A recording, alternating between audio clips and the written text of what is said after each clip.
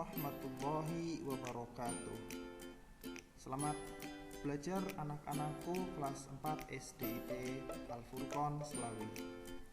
Masih belajar di tema 1 tentang indahnya kebersamaan bersama Ustadz Zaini Muttaqin Akif atau Ustadz Zen. Jangan lupa untuk selalu mendukung akun YouTube dengan memberikan subscribe.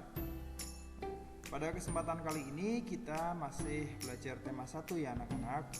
Sebelum kita mulai belajar, marilah kita berdoa terlebih dahulu.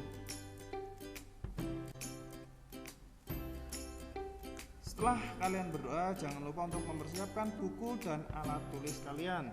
Jangan lupa buku BSE-nya atau buku tema 1-nya kalian buka halaman 13.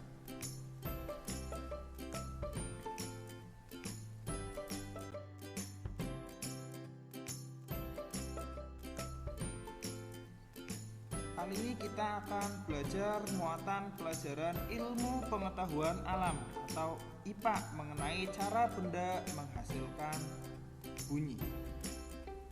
Simak dan perhatikan baik-baik ya. Alat musik tradisional di Indonesia ini sangat beragam. Alat musik tersebut menghasilkan bunyi yang berbeda-beda. Bunyi yang dihasilkan berasal dari benda yang bergetar dalam alat musik tersebut. Berbagai alat musik ada beberapa cara memainkannya. Yang pertama, dipukul. Alat musik yang dimainkan dengan cara dipukul, misalnya gong dan gendang, ini juga dapat menghasilkan bunyi.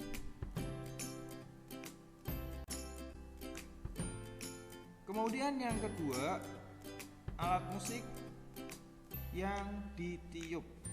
Alat musik yang dimainkan dengan cara ditiup misalnya trompet, seruling, harmonika, dan masih banyak yang lainnya. Kemudian ada juga alat musik yang cara memainkannya dengan digesek. Alat musik yang dimainkan dengan cara digesek misalnya biola dan rebab. Tentunya masih banyak lagi yang lainnya. Ini hanya contohnya. Kemudian ada juga musik yang dimainkan dengan cara dipetik. Alat musik yang dimainkan dengan cara dipetik misalnya gitar dan kecapi. Tentunya kalian sering melihat alat musik yang Ustadz sebutkan tadi. Kemudian ada juga yang cara memainkannya dengan cara digetarkan ya, contoh alat musik yang dimainkan dengan cara digetarkan atau digoyang-goyang misalnya angklung dan marakas.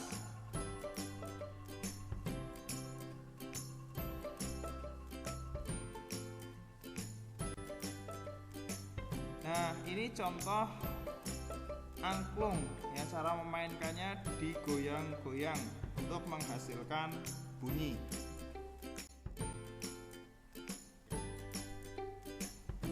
Kemudian mengenai perambatan bunyi. Bagaimana bunyi itu bisa terdengar oleh telinga kita? Bunyi dapat merambat melalui 3 jenis media, yaitu benda padat, cair, dan gas.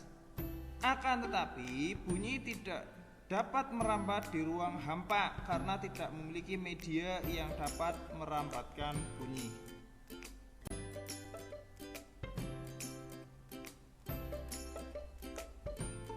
Yang pertama, bunyi merambat melalui benda gas. Suara merambat melalui udara. Udara termasuk benda gas. Misalkan di toa masjid ya, ada yang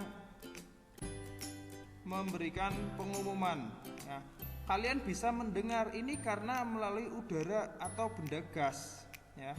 Dari toa masjid bisa terdengar jarak sampai 1 km ya, bahkan lebih dari 1 km. Ini karena adanya udara ya, yang membawa bunyi itu ya, jadi bunyi bisa merambat melalui benda gas. Kemudian bunyi merambat melalui benda padat. Suara merambat melalui benang kasur. Benang kasur termasuk benda padat. Bisa kalian lihat contohnya di bawah ya.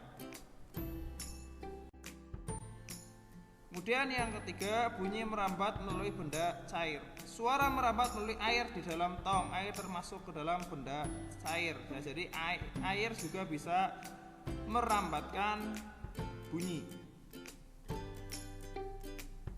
Nah, ini saja pembelajaran yang kita pelajari pada hari ini mengenai bunyi. Ya, nanti ada tugas. Ya.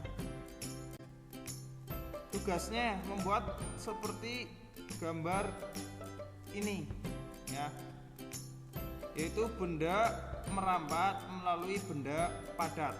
Nah, contohnya kalian seperti ini.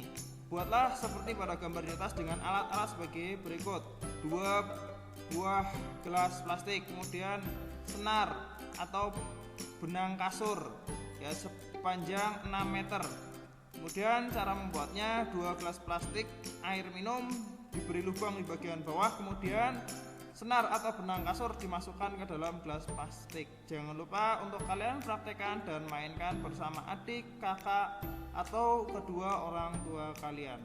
Terima kasih, sampai sini dulu. Mudah-mudahan pelajaran pada kesempatan kali ini bermanfaat bagi kita semua. Tetap patuhi protokol kesehatan. Jangan lupa untuk selalu berdoa dan minta perlindungan kepada Allah Subhanahu wa Ta'ala agar kita selalu diberi kesehatan. Amin ya rabbal alamin. Wassalamualaikum warahmatullahi wabarakatuh.